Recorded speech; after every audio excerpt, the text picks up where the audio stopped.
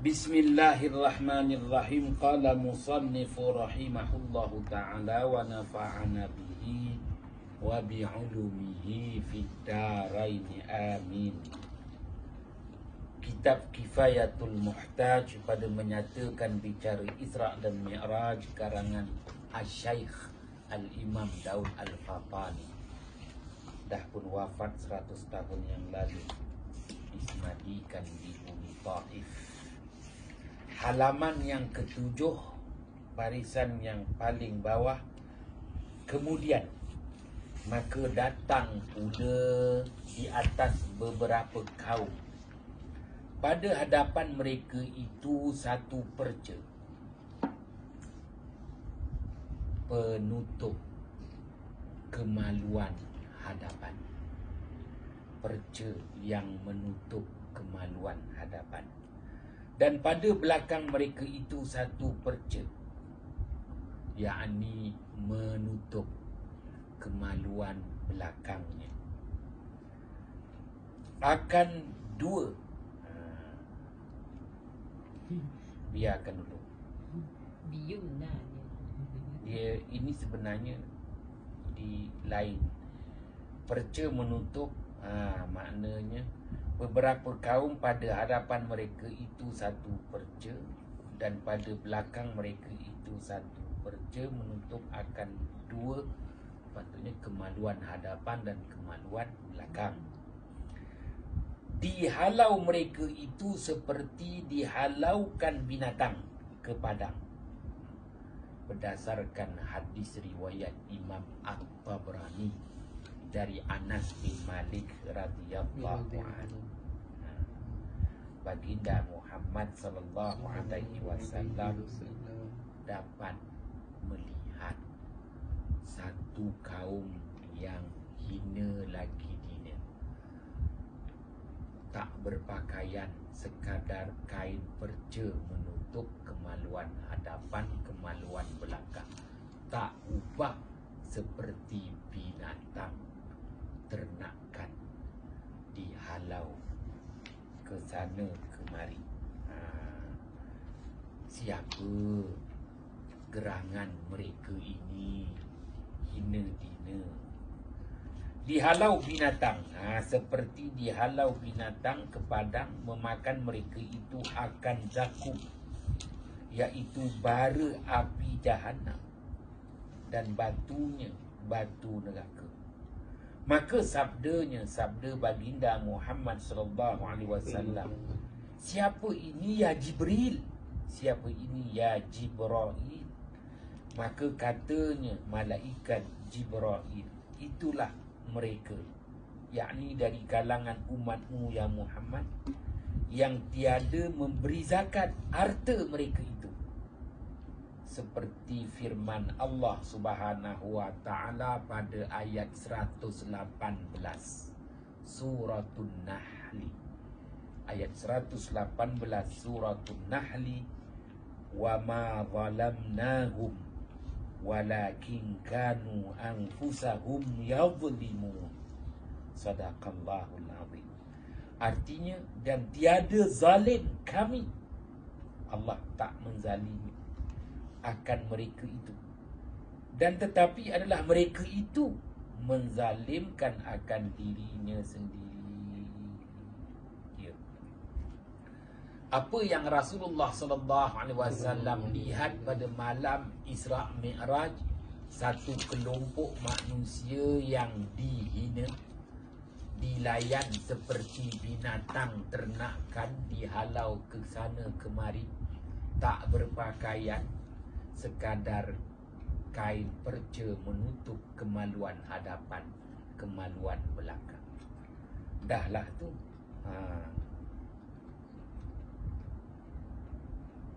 Apa yang dimakan daripada duri, daripada bara api neraka, mereka ini enggan mengeluarkan zakat harta sewaktu menjalani hidup di dunia.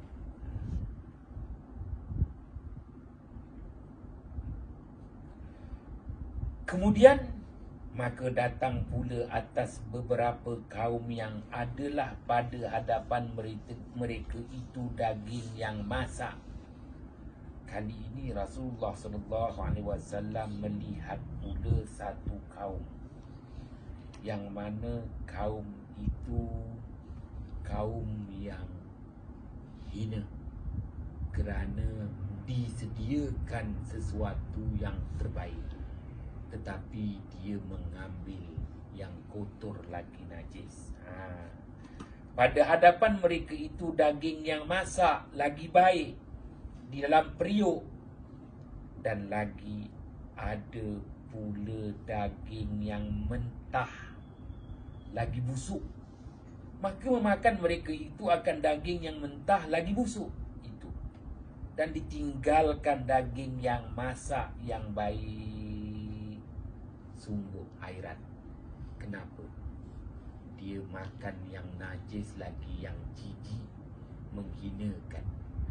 Bukankah yang makan yang kotor itu muak, terasa pahit? Maka sabda baginda Muhammad sallallahu alaihi wasallam, apa ini ya Jibril? Maka katanya malaikat Jibril, inilah laki-laki daripada umat tuan hamba, ada perempuan yang halal yang baik, maka ditinggalkan bermalam padanya, dan mendatang ia akan perempuan yang zaniah, yang berzina, maka bermalam padanya, dan mendatang ia sertanya hingga subuh. Begitu juga perempuan daripada umat tuan hamba keluar daripada suaminya, maka datang kepada laki-laki yang zani, yang berzina, maka bermalam sertanya hingga ke subuh. Ya, maka penghinaan atasnya baginda Muhammad sallallahu alaihi wasallam diperlihatkan segalanya, apa yang bakal menimpa siksaan kepada umat akhir zaman. Semuanya telah diperlihatkan pada malam Rasulullah di Isra' Mi'rajkan.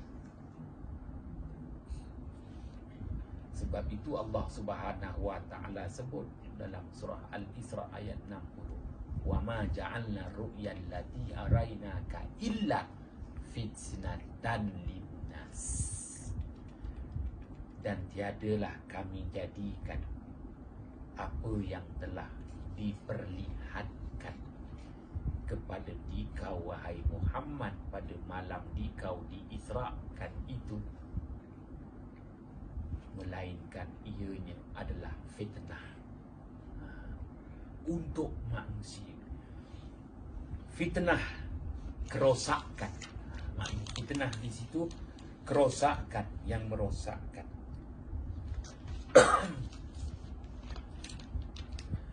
Kemudian maka lalu pula atas satu kayu yang mempunyai beberapa durinya dan cawangnya, tiada lalu, yakni tiada bersentuh kain dan sesuatu, melainkan dicariknya. Baginda Muhammad sallallahu alaihi wasallam diperlihatkan lagi ada sebatang kayu berduri, dan ada pada batang kayu itu cabangnya. Dengan kata lain, siapa pun yang melalui tak dapat mengelak, kerana kayu tu berduri dan kayu tu dia bercabang. Memang kena punya.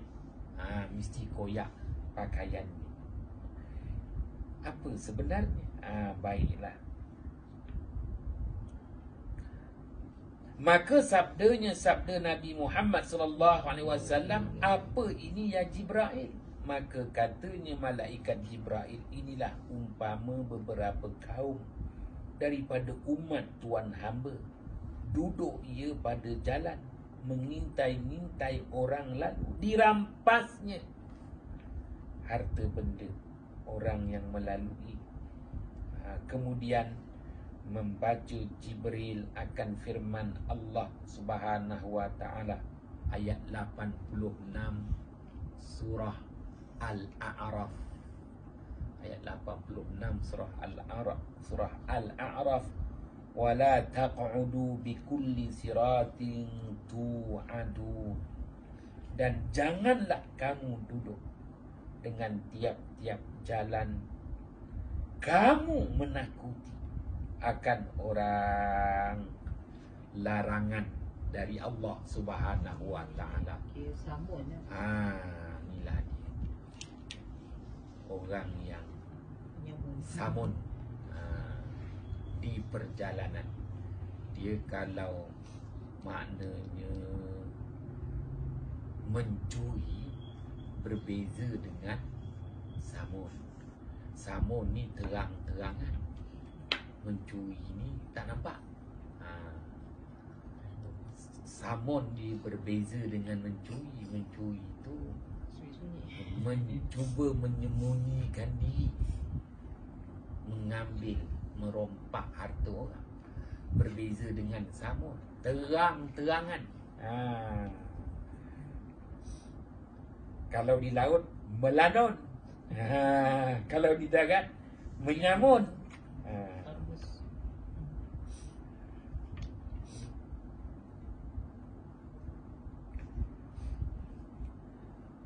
Maka baginda Muhammad sallallahu alaihi wasallam melihat umatnya akan menerima siksaan nanti yang Allah sediakan di akhirat bagi golongan yang kita kata penyamun, melanun.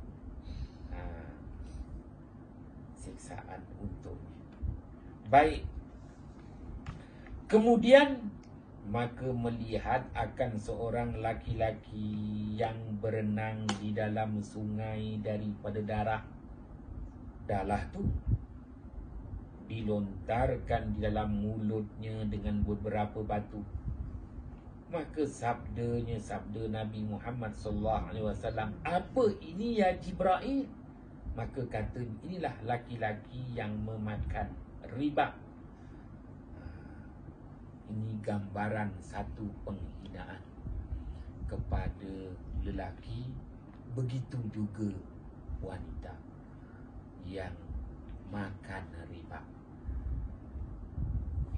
Gambaran yang Rasulullah SAW lihat sebagaimana yang Rasulullah sabdakan dalam hadis riwayat Imam At-Tabrani dari Anas bin Malik. Begitu juga hadis riwayat Imam Ahmad. Begitu juga hadis riwayat Imam An-Nasai, ditulis semula oleh Asy-Syaikh Al-Imam Daud Al-Fatani dalam kitabnya Kifayatul Muhtaj. Satu gambaran lelaki berenang-renang di dalam kolam. Bukan kolam air, kolam darah. Kolam tu darah. Kenapa kolam tu darah? Rupa-rupanya lelaki ini setiap kali dia berenang, dia nak menuju ke tebing untuk selamatkan diri dia, dia akan dibaling batu. Dia tak dapat mengelak diri. Punyalah dia kena balingan batu, bukan muka kepala sahaja yang kena, sampai masuk dalam mulut dia. Maknanya begitu teruk balingan batu yang dikenakan setiap kali dia nak mendekatkan dirinya di tebing. Maka berdarahlah kepalanya, mukanya, dan darah itu telah merubah kolam menjadi kolam darah. Berulang-ulang dia nak berenang ke mana pun. Orang kalau berenang dia mesti pergi ke tebing. Pergi tebing mana pun dia dilontar dengan batu. Akhirnya kolam air itu dah jadi kolam darah. Satu penghinaan. Kenapa penuh dengan darah? Kerana dia dulu cekik darah. Dia cekik darah, maknanya mengambil keuntungan melalui perniagaan riba. Maka Allah hinakan dia nanti di akhirat dia menyeksakan dirinya sendiri. Baik, maka datang pula atas laki-laki sungguhnya telah menghimpunkan beberapa berkas kayu yang tiada kuasa membawa dia. Tiap-tiap tiada kuasa, ditambahi lagi. Hairan sungguh seorang lelaki yang memunggah kayu api di belakang. Dia tetap nak unggah walaupun tak berkemampuan. Tetap nak mengangkat, tak berkemampuan. Ditambahnya lagi, dicuba angkat, pastinya dia jatuh. Kayu-kayu yang dipunggah, yang diangkatnya akan menimpanya. Penuh kesakitan, penuh siksaan.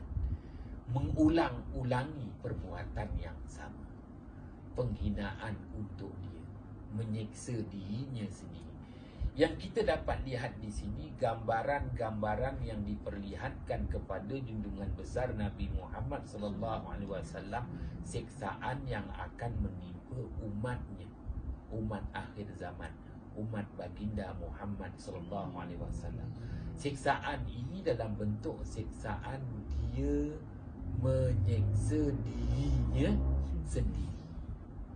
Dia menyiksa dirinya sendiri.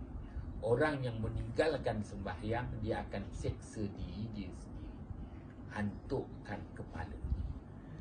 Begitu juga yang lain-lain. Kesemuanya ini menyeksakan dirinya sendiri. Yang makan riba, dia menyeksakan diri dia sendiri.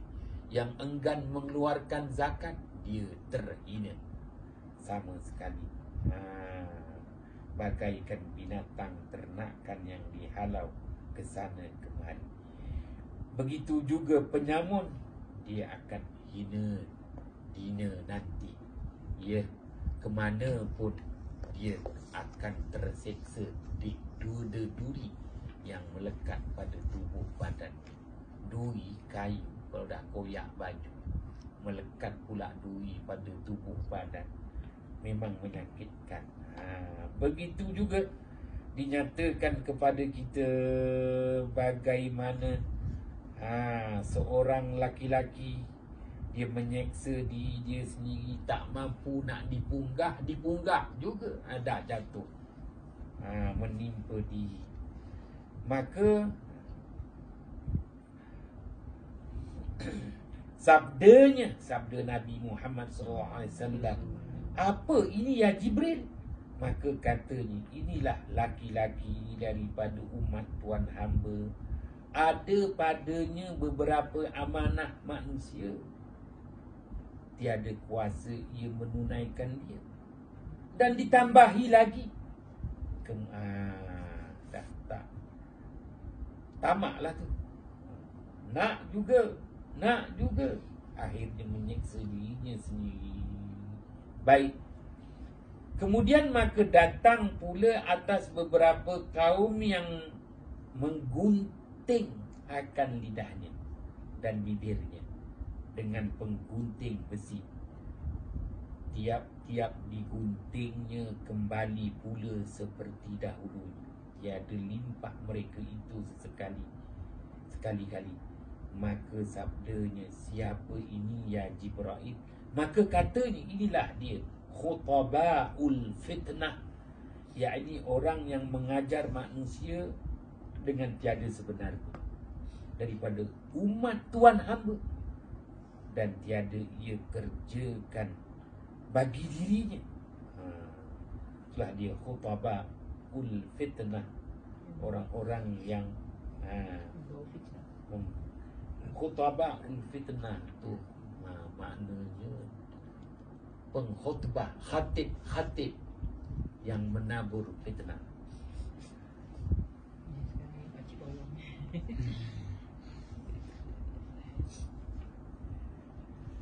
Kemudian maka datang pula akan beberapa kaum, adalah kuku mereka itu daripada tembaga, menggaru-garu mereka itu akan mukanya dan dadanya, hingga keluar daging dan darah.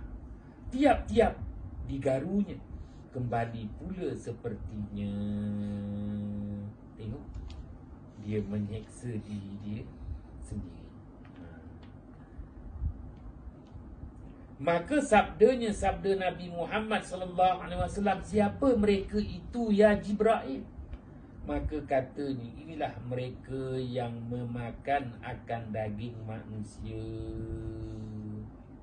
dengan mengumpat-ngumpat dan menjatuh pada kemaluan manusia, mengaibkan manusia.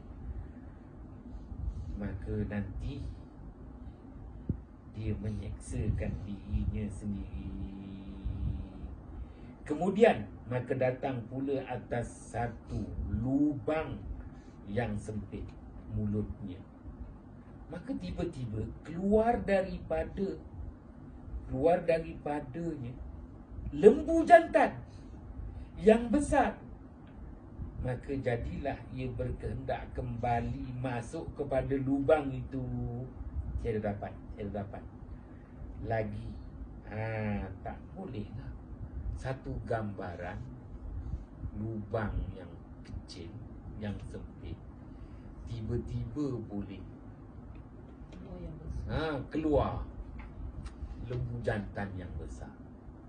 Lembu tu nak masuk balik lubang tu dah tak boleh. Sama sekali. Apa maknanya? Maka sabda Nabi Muhammad sallallahu alaihi wasallam, apa ini ya Jibril? Maka katanya, inilah seumpama seorang laki-laki daripada umat Tuhan hamba berkata-kata dengan satu kalimah yang amat besar daripada yang dimurkai Allah Ta'ala. Kemudian maka menyesal ia, maka tiada kuasa mengembalikan laki-laki itu. Maka antara adalah berjalan. Cukup sampai situ. Tiada mengembalikan, tiada kuasa mengembalikan lagi. Maksudnya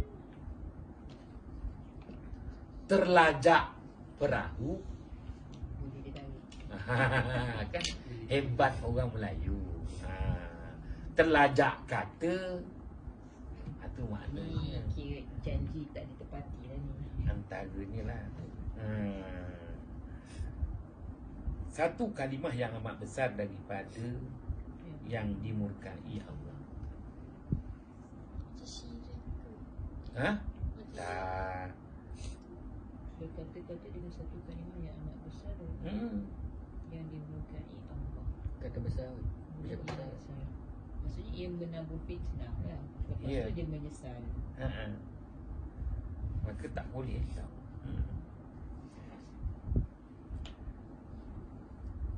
Maksudnya perkataan tu yang dimurkai Allah. Ya.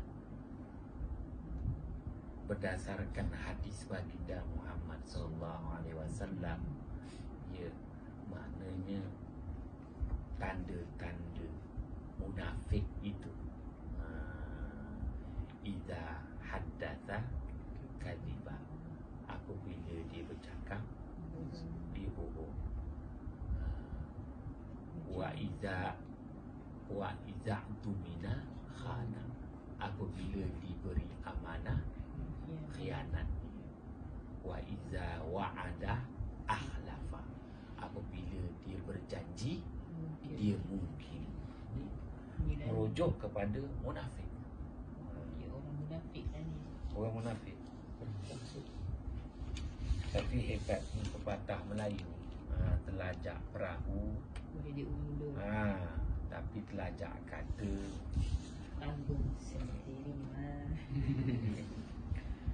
Wallahu a'lam bissawab. Bismillahirrahmanirrahim.